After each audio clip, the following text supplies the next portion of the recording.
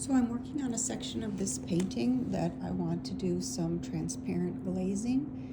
I did an underpainted layer of white. This is oil paint, but the same concepts apply to acrylic paint. I wanted this shape here to be really light and kind of glowing, and so I've mixed up on my palette some transparency, Galkite gel if it's oil paint, and if it's acrylic, you could use gel medium or matte medium, depending on what the viscosity that you like. That's what those determine.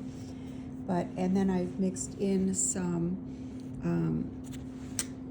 sap green and some lemon Hansa yellow, which are both really transparent colors by nature. I would not use a cadmium for this because the cadmiums are very opaque.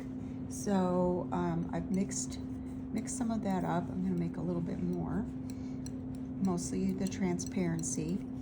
And if you test this on a piece of paper, you can see that it goes on very transparently. It's just almost like a watercolor. That's why they call it a glaze.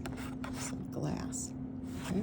So I want it very transparent, but I want this area of my painting to not be white, but I underpainted it white. And now I'm going to layer on the glaze, this transparent glaze. You see it's picking up some of that texture, which is something I enjoy in painting, where it gets a little more, some variety because of the under layers that are on there.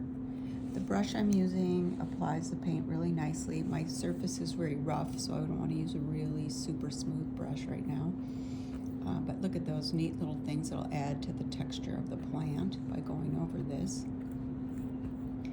And let's say I didn't like it, you could use a cotton rag and remove anything that you don't want. Maybe you want it to stay really light here, or just lighten it by moving it around a little bit. That's another way to do that.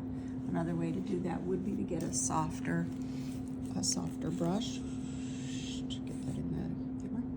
And it's very soft, and that would be a nice way to sort of remove some. If you didn't want it there, I'm still deciding how much I want, but I'll figure that out later. That does a bit of what I'm looking for. So I just wanted to show you that little tip about transparent glazing and how you can use it to add color.